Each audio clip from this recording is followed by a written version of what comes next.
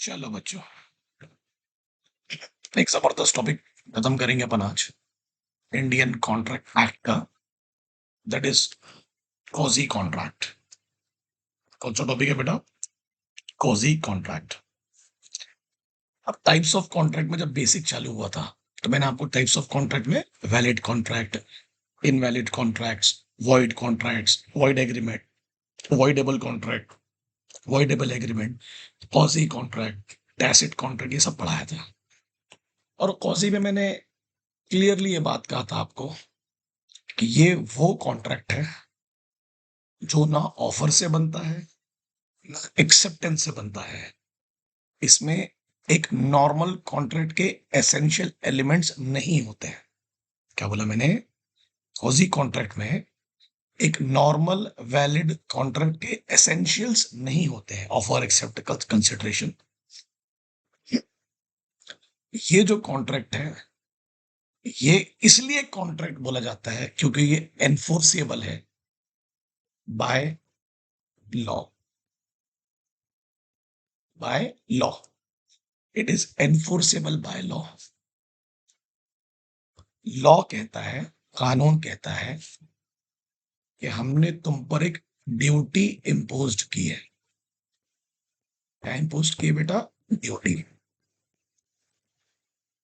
और वो ड्यूटी ये कहती है, ध्यान देना, कि no one can grow rich out of another person loss. No one can enrich at the expense of another. आप किसी और की चीजों पर अपने आप को बेनिफिट्स नहीं दे सकते जबकि वो चीजें आपको ऑफर एक्सेप्टेंस में नहीं दी गई हैं। क्या बोला मैंने? नहीं दी गई हैं। तो अगर आप वो चीजें वापस नहीं करेंगे, अगर आप वो बेनिफिट्स रिटर्न नहीं करेंगे, तो बोलो लॉ क्या बोल रहा है? मैं तुम पे कॉन्ट्रैक्ट एनफोर्स करूंगा, मैं तुम पे कॉन्ट्रैक्ट एनफोर्स करूंगा और इसके लिए तुमको कोर्ट आना पड़ेगा। ठीक है? तो व्हाट इज कॉन्ट्रैक्ट? वो कॉजी कॉन्ट्रैक्ट बोलता है ये वो कॉन्ट्रैक्ट है विच आर क्रिएटेड नाइदर, ना आपकी कोई बात हुई सामने वाले से, ना कुछ लिखित में कुछ ऑफर एक्सेप्टेंस हुआ है, ना किसी प्रकार का कोई कंडक्ट है। कि जैसे फॉर एग्जांपल हम लोग कंडक्ट में बोलते थे, याद है आप लोग, कि भाई आप डोमिनोज गए, आपने ऑर्डर किया, है ना, तो वो कंडक्ट हुआ आपका। और उस ऑर्डर पे आपको खाना मिला, वो उनका कंडक्ट हुआ। और इन हम लोगों ने कंडक्ट में क्या होता है करके कि पार्टीज के जो कंडक्ट है वो रेगुलरली किए जाते हैं, तो समझ जाता है क्या ऑफर है और क्या एक्सेप्टेंस है। ये हम लोगों ने पढ़े थे। यहाँ पर जो कंडक्ट है, यहाँ पार्टीज खुद नहीं कर रहे हैं, ये लॉ ने क्रिएट किया है। लॉ ने इम्पोज किया है कि अगर किसी का कोई सामान मिला है उठा के दो, कोई बेनिफिट रिसीव हुआ है जो तुमको नहीं रिसीव होना चाहिए था, वापस करो। ये तुम्हारा काम है, कॉजी कॉन्ट्रैक्ट में है। समझ में आ रहा है मैं क्या बोल रहा हूँ आपको? मैं ना, हम लोग ऑलरेडी इम्प्लाइड तो पढ़ चुके हैं। वो कूली वाला एग्जांपल याद है कि कूली ने आपका सामान उठाया, तो वो उसका कंडक्ट था। आपने उसको सामान उठाने से मना नहीं किया, ये आपका कंडक्ट था। उसने सामान उठा के ऑफर दिया, आपने उसको मना नहीं करके ऑफर को एक्सेप्ट किया, तो पैसे देने पड़ेंगे ना रेलवे स्टेशन के बाहर। बराबर है कि नहीं बराबर है? पैसे तो देने पड़ेंगे, क्योंकि आपका कुछ ना कहना, आपका वो ओमिट कर देना, वो भी तो एक प्रकार का क्या है बताइए? एक्सेप्टेंस है, एक प्रकार का कम्युनिकेशन है। बिल्कुल। तो it is the contract which is created by law. Generally ये जो कॉन्ट्रैक्ट है बच्चे, जनरली ये जो कॉन्ट्रैक्ट है, इसमें किसी प्रकार की एसेंशियल एलिमेंट्स आपको नहीं मिलेंगे, ऑफर एक्सेप्टेंस कंसिडरेशन। ये सिर्फ इसलिए कॉन्ट्रैक्ट है क्योंकि ये एनफोर्सेबल है। क्या ये एनफोर्सेबल मतलब आप इस व्यक्ति के खिलाफ कोर्ट जा सकते हैं। क्या कर सकते हैं? कोर्ट जा सकते हैं। देखते हैं कौन कौन से सर्कमस्टांसेस हैं जहां पर ये कॉन्ट्रैक्ट टेक्स प्लेस करता है। पहले, सबसे पहले इसके मैं फीचर्स पढ़ा देता हूँ आप लोगों को। सबसे पहले मैं आपको इसके फीचर्स बता देता हूँ। वेरियस यस, ध्यान देना, बहुत इंपॉर्टेंट है। ये फीचर्स हैं, मैं उम्मीद करता हूँ कि ये फीचर्स आप लोग बहुत ध्यान से पढ़ेंगे कि कॉजी कॉन्ट्रैक्ट क्या कहना चाह रहा है। ध्यान दो हाँ। सबसे पहला क्या है बच्चे? इन फर्स्ट प्लेस, ध्यान देना, पूरा लाइन से है, पूरा लाइन से है, अपन उसको लाइन से ही पढ़ेंगे। इन फर्स्ट प्लेस बोलता है such a right is always right to money. बोलता है जो चीज मैं आपसे क्लेम कर रहा हूं वो नॉर्मली राइट टू मनी ही होगा, पैसा ही क्लेम करूंगा मैं आपसे। दूसरी बात, वो जो पैसा मैं आपसे क्लेम कर रहा हूँ वो लिक्विडेटेड नहीं है, मतलब पहले से डिसाइडेड नहीं है, पहले से डिसाइडेड नहीं है। फॉर एग्जाम्पल, अपन सिग्नल तोड़ते हैं, विदाउट टिकट ट्रैवल करते हैं, तो जो फाइन पेनल्टी लगती है वो उस वक्त डिसाइड होती है कि पहले से डिसाइडेड रहती है, पहले से डिसाइडेड रहती है। तो यहाँ पर जो मैं चीजें क्लेम कर रहा हूँ वो पहले से डिसाइडेड नहीं है, और वो नॉर्मली किस फॉर्म में होगी? मनी के फॉर्म में। किस फॉर्म में? मनी के फॉर्म में। सेकेंडली, ये जो कॉन्ट्रैक्ट है ये एग्रीमेंट से अराइज नहीं हुआ है। There is no offer, there is no acceptance. ये लॉ ने थोपा है आप पर कि आपको करना पड़ेगा, आपको ये कॉन्ट्रैक्ट करना पड़ेगा, नहीं तो सामने वाला एनफोर्स कर डालेगा। दूसरी बात, अगर मेरा एक्स का पर्स वाई को मिला है तो वाई पर ड्यूटी इंपोज की गई है कि भाई ये पैसा, ये जो पर्स है आप इसको वापस करो, ये जो सामान है इसको वापस करो। तो एक्स के पास जो राइट टू क्लेम है वो अगेंस्ट द वाई है कि अगेंस्ट द होल वर्ल्ड है? अगेंस्ट द वाई है, जिसने अपने आप को एनरिच किया है अनजस्ट तरीके से, आप उसी को क्लेम करेंगे। तो क्या लिखा है? It is not a right against the whole world, it is against the particular person or persons. Particular person or persons. ठीक है, क्लियर है? बराबर है? तो ये 3 पॉइंट लिखने पर बेटा 4-5 नंबर मिल जाते हैं। क्लियरली बोलता है कई बार, सैलिएंट फीचर्स लिखो कौन सी कॉन्ट्रैक्ट के। तो पहले क्या है? Firstly, it is always a right to money, though the right of money is not liquidated. Secondly, it does not arise from any contract agreement, is arise imposed by law. Thirdly, it is a right not against the whole world, it is a right against the particular person, particular person. भाई तूने मेरा purse उठाया, तूने मेरे पैसे उठाया, तो तेरे से ही क्लेम करूंगा ना, मैं दुनिया से थोड़ी ना क्लेम करूंगा। ठीक है, यहाँ तक क्लियर है? अब आ जाओ अपने पॉइंट्स पर। अपना कौन कौन से सरकमस्टांसेस है जहां पर ये कॉन्ट्रैक्ट क्रिएट होता है? ये सरकमस्टांसेस है, वो सैलिएंट फीचर्स थे। सबसे पहला, ये हम लोगों ने माइनर में पढ़ा था, claim for necessaries supplied to person incapable of contract. ऐसा व्यक्ति जिसकी उम्र 18 साल से कम है, या वो अनसाउंड है, या वो इल है, बीमार है, ने उसकी मदद की, रोटी, कपड़ा, मकान, एजुकेशन, हेल्थ आपने उसको दी है। क्योंकि यहाँ पर लिखा है इनकैपेबल, तो अज्यूम करते हैं कि इसमें हर प्रकार के इनकैपेबल व्यक्ति की बात हो रही है, सिर्फ माइनर की बात नहीं हो रही है, बीमार व्यक्ति भी हो सकता है। बोलता है जिसने भी रोटी, कपड़ा, मकान, एजुकेशन दिया, आपको दिया ना बेटा? किसको दिया? जो व्यक्ति कॉन्ट्रैक्ट करने के लिए कैपेबल नहीं है, जो मुझ पर डिपेंड है, डिपेंड भाई मैं दूंगा तो वो सर्वाइव करेगा, और मैंने उसकी मदद की, किया ना मदद।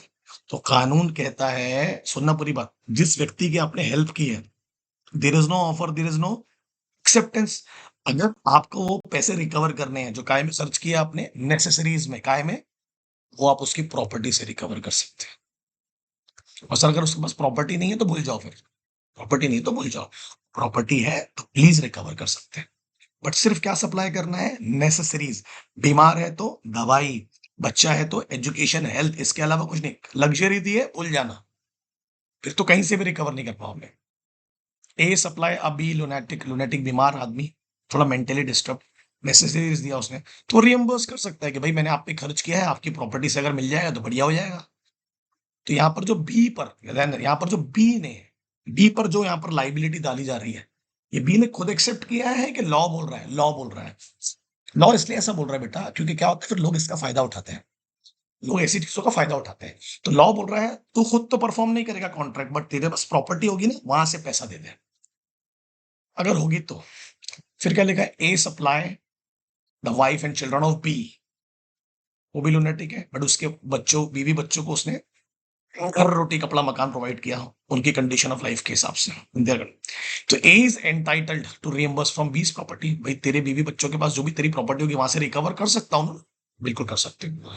मगर सप्लाई सिर्फ क्या करना है बेटा? नेसेसरीज सप्लाई करना है। क्या करना है? नेसेसरीज। याद रखना आप, इसमें कौन कौन आ जाएंगे? माइनर व्यक्ति आ जाएगा इनकेपेबल में, अनसाउंड व्यक्ति आ जाएगा ना, इसको हम है ना इनसेन भी कहते हैं, लुनेटिक भी कहते हैं। ठीक है, इल व्यक्ति भी आ जाएगा, जो जरूरत से ज्यादा बीमार है, जिसकी उम्र बहुत ज्यादा है। ठीक है, ओके। तो you will always claim necessaries. Okay, next 69, very very important, payment by an interested person। बड़ी इंपॉर्टेंट एग्जांपल है ये आपको समझना पड़ेगा। एक्स के पास जमीन है, सुना, एक्स की जमीन है, गवर्नमेंट के पास गिरवी है। एक्स की जो लैंड है बेटा, वो गवर्नमेंट के पास मॉर्टगेज्ड है, वाई एक्स से वो जमीन खरीदना चाहता है, एग्री? वाई एक्स से वो जमीन खरीदना चाहता है, सुनना पूरी बात। तो वाई ने कहा, देखो जो पैसे गवर्नमेंट को देने हैं वो मैं दे देता हूँ, देखो जो पैसे गवर्नमेंट को देने हैं वो मैं दे देता हूँ, I am the interested person, मेरा इंटरेस्ट है तेरी जमीन पर, वो मुझे चाहिए कैसे भी, तो मैं तेरी एरियार्स चुका देता हूँ, तेरी लाइबिलिटी चुका देता हूँ। मगर मगर भाई, मगर मैं तेरी लाइबिलिटी चुकाऊंगा तो तुझ पर भी तो कुछ इम्पोजिशन आएगा, आएगा कि क्या है वो इम्पोजिशन? कि मैंने फॉर एग्जांपल वो 100 रुपए की जमीन है, सुनना, और तेरे एग्जांपल दे रहा हूँ तेरे को मैं, और तेरे को 50 रुपए सरकार को देने थे, तो मैंने 50 रुपए सरकार को दे दिया, तो अब तो उससे मुझसे कितने रुपए लेगा? 50 ही लेगा ना, तो ये तेरे पर लाइबिलिटी इम्पोज की गई है। तो मेरे को एक बात बताओ, वाई ने जो पैसे दिया, जो इंटरेस्टेड पर्सन है, क्या उसकी लाइबिलिटी प्राइमरी थी कि सेकेंडरी थी? सेकेंडरी। लाइबिलिटी प्राइमरी किसकी थी? एक्स की, मतलब व्यक्ति जो है। इसने क्यों दिया? क्योंकि ये इंटरेस्टेड है, उसको उस प्रॉपर्टी पे इंटरेस्ट है। देखते हैं क्या लिखा है, बहुत इंपॉर्टेंट है। A person who is interested in the payment of money, बोलो, which another is bound by law, देना किसको था? उसको। दे कौन रहा है? फाइव, क्योंकि उसका इंटरेस्ट है। तो भाई मैं तेरे को दे रहा हूं, तो तू मेरे को या तो रियम्बर्स कर या काट दे पैसा। काटेगा ना? बिल्कुल काट सकता है। या तो वो पैसा दे दे या रियम्बर्स करवा ले, है ना? जो जमीन का दाम है उसमें से कम करवा ले। एग्री? अरे बोलो। आप फॉर एग्जांपल के लिए आप एक गाड़ी जमीन खरीदने के लिए गए, आपको रजिस्ट्री अमाउंट देना था, तो कोर्ट में गए आप, दफ्तर में, वो अमाउंट होगा, फॉर एग्जांपल मान लेते हैं 1 करोड़ की जमीन, 10 लाख की रजिस्ट्री अमाउंट है, आपने 6 लाख रुपए थे आपके पास में, 4 लाख आपके, ध्यान देना, 4 लाख बाजू में आपके कोई मित्र बैठे थे, उन्होंने दिए, दे दिए। वो इंटरेस्टेड पर्सन है, क्या इंटरेस्टेड पर्सन है? मैं भी 4 लाख देते रहो, बट तू वापस करेगा ना मेरे को। तो आप पर लॉ ने क्या किया? इम्पोज किया कि 4 लाख वापस करना भाई। There is no offer, there is no acceptance, but आप भी, आपने क्या बोला? मैं 4 लाख देता हूँ, मेरे को जमीन में कुछ हिस्सा दे दे, जमीन में कुछ क्लेम दे दे। तो वहां पर जो आपका दोस्त बाजू में बैठा है वो कौन हो गया? इंटरेस्टेड पर्सन हो गया। कौन हो गया? Interested person. पढ़ो क्या लिखा है। A being the sub tenant pays the arrears of rent, बहुत इजी है यार, कम ऑन बड़ी। ये दो लोग हैं जो किराएदार हैं, ए और बी, और ये किराया आपको देना है एक्स को। किसको देना है? एक्स को देना है। दोनों मिलके देते हैं। फिलहाल अभी पूरा किराया बी ने दिया, दिया। तो क्या ये पर लाइबिलिटी आती है, इम्पोजिशन आता है कि वो बी को वापस करे? 100%। क्या पूरा किराया देने की जिम्मेदारी सिर्फ बी की थी? नहीं, देना किसी और को था, दे रहा कोई और है। क्लियर है क्या? मगर बी भी कौन है यहाँ पर? इंटरेस्टेड है, क्योंकि घर में तो उसको भी रहना है ना। क्लियर है? Yes sir. कि घर छीन ना ले। पढ़ो ये कंडीशन क्या लिखी है, फटाफट पढ़ो, इजी है। The following condition must be satisfied before the applicability of said provision. The person paying the money, वहां जो बी पैसे पे कर रहा है, बोलो कौन है वो? इंटरेस्टेड, क्योंकि उसको भी तो उस किराए के घर में रहना है।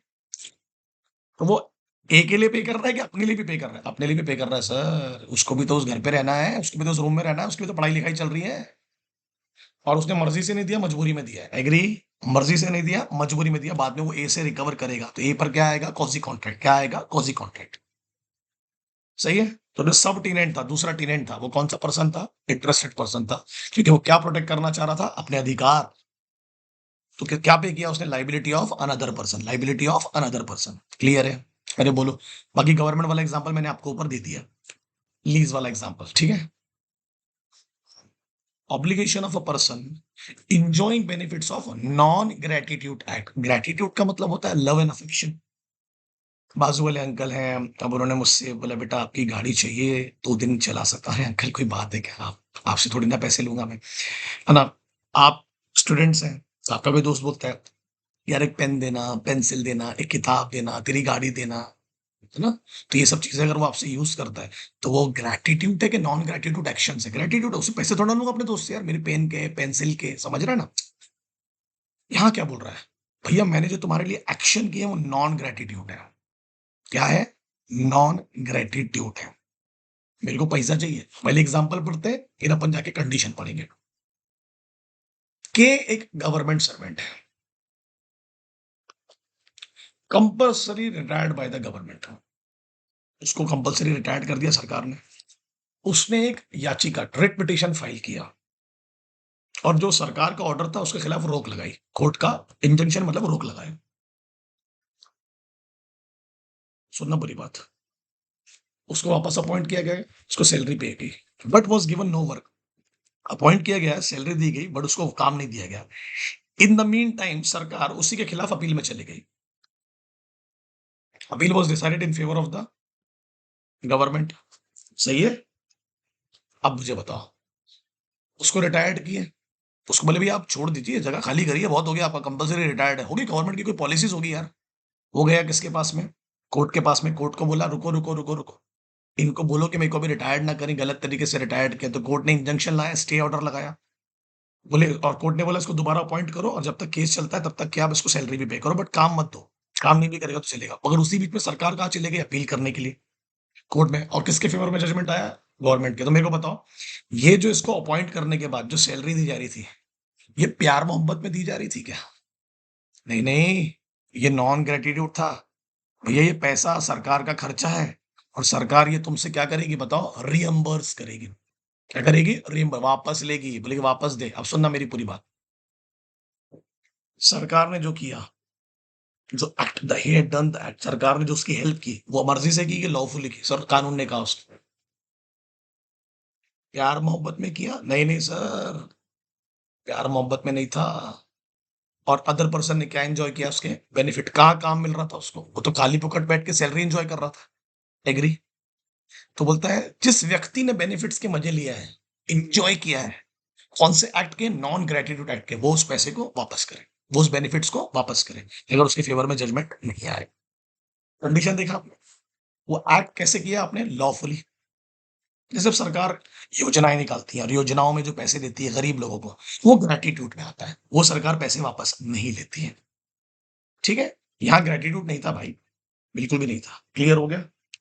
तो जो भी एक्शन किए गए, चीजें डिलीवर की गई, वो लॉफुली थी।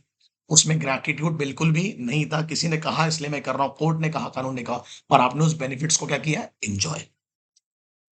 क्लियर? शामलार versus state of UP and AI, all India report. सबसे जोरदार टॉपिक है responsibility of finder of goods. अगर आपको किसी का कोई सामान मिलता है, कोई भी सामान, कीमती सामान हो सकता है, मोबाइल, गाड़ी, कुछ भी, चाबी, कुछ भी चीज, यार बच्चे बच्चे भी मिलते हैं किसी के। अगर आपको किसी का कोई भी सामान मिलता है जो किसी और का है, तो कानून क्या बोल रहा है? कानून क्या बोल रहा है? कॉजी कॉन्ट्रैक्ट क्या बोल रहा है? सुन बोले, पहले तो उस सामान को संभाल के रख अपनी कस्टडी में, ऐसे संभाल के रख कि जैसे तेरा सामान है। अब मेरे को एक बात बताओ, अगर ये मेरे को पेन मिलता है किसी का, पेन पेन, पहले बताओ इस पेन की मेरे पास ओनरशिप आएगी कि पोजीशन आएगा? सर सिर्फ पोजीशन आएगा। ठीक है। तो मेरे को ऐसे संभाल के रखना है जैसे मेरा है, और ढूंढना है कि ये किसका है, ओरिजिनल ओनर को। तो आपको तो पता है जिन व्यक्तियों के पास पोजीशन आता है वो बेलमेंट कहलाता है, तो उसमें आप बेली हो गए। मेरे पास है रे बेली, किसी और की चीज मेरे पास है, आई एम द बेली। जैसे मिलेगा वापस कर देना, वो बेलर। जैसे हम लोग गाड़ी सर्विसिंग भी देते हैं, तो जो शोरूम है, उनके पास ओनरशिप गई है कि पोजीशन गया है? पोजीशन। तो वो बेली, हम बेलर, पर्पस खत्म होती है वापस ला लेंगे। तो अगर तुमको कोई चीज मिली, किसी की भी कोई भी चीज मिली, तो लॉ क्या बोल रहा है? पहले तो संभाल के रख उसको। कैसे संभाल के रख? जैसे एक ऑर्डिनरी समझदार आदमी अपने सामान को संभाल के रखता है। अपने सामान। No right to appropriate. अपना समझ के यूज मत कर लेना, अपने सामान में मिक्स मत कर लेना। अपना समझ के यूज मत कर लेना, अपने अपने सामान में मिक्स मत कर लेना। दूसरा, जैसे ही ओनर मिलेगा वापस कर देना, रीपेड कर देना। क्या क्या कंडीशन होगी? ऐसे केयर करो उस प्रॉपर्टी की जैसे एक समझदार आदमी अपनी प्रॉपर्टी की करता है। अपना समझ के यूज मत कर लेना, अप्रोप्रिएट नहीं कर लेना, अपना समझ के अपने गुड्स में मिक्स मत कर लेना। और जैसे ट्रू ओनर मिलेगा उसको वो रिस्टोर, मतलब रीपेड कर देना। क्या कर देना? रीपेड कर देना। ये वही फेमस केस है डायमंड वाला, बहुत अच्छा केस है कि एच को एक डायमंड मिला फ्लोर पर एफ की शॉप पर। एच को मिला डायमंड, एफ की शॉप पे मिला, उसने एफ को दिया कि यार देखो किसी का तो है नहीं, है नहीं। तो एफ पर क्या जिम्मेदारी आएगी अब? कि भाई वो उसको ढूंढे, जिसका है उसको वापस करे। अब क्या हुआ? नहीं मिला, बहुत एफर्ट्स डालने के बाद भी जिसका डायमंड था वो नहीं मिला। एच गया वापस एफ के पास में कि यार वो को मिला क्या, जो डायमंड मैंने आपको दिया था? उसका मालिक मिला? बोले नहीं। तो क्या लिखा है? H tender to F that lawful expenses income by him and request return to diamond to F. बोल हिम एफ। एफ को क्या बोला उसने? यार तुमको तो मिला नहीं था, तुम्हारी शॉप पे था, बट मेरे को मिला, मैंने तुमको दिया। अब तुमको ट्रू ओनर नहीं मिला, मेरे को वापस कर दो वो सामान। तो क्या बोल रहा है? यस, एफ को वो सामान वापस करना पड़ेगा, क्योंकि वहां फिलहाल एच कौन था बताइए? पहला बेली था। कौन था? पहला बेली। बेली समझ रहा ना, जिसके पास पहली बार पोजीशन आया था। तो बोलता मैं रिटेन करूंगा भाई, मेरा अधिकार पहले है। अब मैं ढूंढने की कोशिश करूंगा ट्रू ओनर। ठीक है ना, एक्सेप्ट ट्रू ओनर, पहला अधिकार किसका होगा, पहली पहली का जिसको सामान मिला है। क्लियर। अब लोग बोलेंगे सर उसकी शॉप पे मिला है, मगर उसको थोड़ा ना मिला, शॉप उसकी बट सामान तो किसी और का है। और last but not the least, money paid by mistake, और आपको पता है गलती से कुरियर वाला आया, बाद में मेरा अहमद सरनेम है, बाजू में वो रहमत रहता है, रहमत का सामान मेरे आगे मेरे घर पे देके चलेगा कुरियर वाला, तो what is the obligation on me, वापस करो। तुमको कोई भी चीज या पैसा अगर अनजाने में गलती से डिलीवर्ड हुई है, जिसकी है उसको वापस करो। या तुमने अगर वो चीज हासिल की है, क्या करके, डरा के, धमका के, क्या यूज करके, कॉर्जियन, क्या यूज करके, कॉर्जियन, रीपेड रिटर्न इट। पैसा होगा तो रीपे कर, सामान होगा तो रिटर्न कर। ये लॉ तुम पर थोप रहा है। गलती से कोई चीज मिली, किसी और को दे देना, तुमने जानबूझ के डरा के हासिल किया, वापस कर देना चुपचाप। कितनी कंडीशन हो गई भाई? सर 5 कंडीशन में कौन-सी कॉन्ट्रैक्ट क्रिएट हो रहा है। पहली, liability for necessaries supply to incapable of person, उनकी प्रॉपर्टी से कवर कर लेना, बट नेसेसरीज होने चाहिए। यहाँ पर आपने जो पेमेंट ऑफ मनी किया, आपको देना था क्या? नहीं, कोई और बाउंड था, आपने इसलिए दिया क्योंकि आपका भी इंटरेस्ट था। भूलना मत, अब इसमें 2 एग्जांपल दिया था मैंने आप लोगों को, एक गवर्नमेंट वाला और एक टेनेंट वाला, ठीक है? और जो व्यक्ति पे कर रहा है उसका भी इंटरेस्ट है, अपने इंटरेस्ट को प्रोटेक्ट करने के लिए पे कर रहा है, उसको भी तो जमीन चाहिए मॉर्गेज फ्री करके, उसको भी तो किराए के घर पे रहना है, ठीक है? और वो लायबिलिटी किसी और की थी, तो पूरी कंडीशन लिखनी है। दूसरा, अगर मैंने आपके लिए कोई नॉन ग्रेटिट्यूड हेल्प किया है, जो मुझे किसने कहा था करने के लिए, लॉ ने, मेरा कोई प्यार मोहब्बत का इरादा नहीं था और आपने बेनिफिट्स एंजॉय किए, तो वापस करो भाई। अगर किसी और के सामान आपको मिलता है तो लॉ आपको बोलता है कस्टडी में रख, बेली की तरह संभाल, अपना समझ के टेक केयर कर उसको, एक समझदार आदमी की तरह, प्रूडेंस, समझदार, एक जिम्मेदार व्यक्ति, अपना समझ के यूज मत कर लेना, अपने सामान में मिक्स मत कर लेना, और ट्रू ओनर के मिलते ही उसको वापस कर देना, और वही गलती से मिली हुई चीज वापस कर दो, और डरा धमका के भी जो हासिल के वापस करो। That is called quasi contract. These are the conditions and those 3 are features. First feature क्या था? It is always a right to money. It is always a right to money, और वो राइट टू मनी लिक्विडेटेड नहीं है, पहले से decided नहीं है। कहा है पहले से डिसाइडेड? देखो आप किसी भी कंडीशन बाद में डिसाइड हो रहा है, ठीक है? ओके। दूसरा क्या था? बोलो। 3 थे ना, तीसरा तो पता है अपने को, right to against the person, not against the word, कि ये कॉन्ट्रैक्ट इम्पोज किया है लॉ ने। सेकेंडली क्या था? ऑफर एक्सेप्टेंस नहीं है, ये लॉ ने हमें इम्पोज किया है। ओके, आई होप आपको समझ गया होगा। प्लीज लाइक कर देना और मेरे कमेंट सेक्शन में बताना कि आपको समझेगा, प्लीज याद से बताना, तुरंत रिवाइज कर लेना उसको, ठीक है? चलो बाय, टाटा।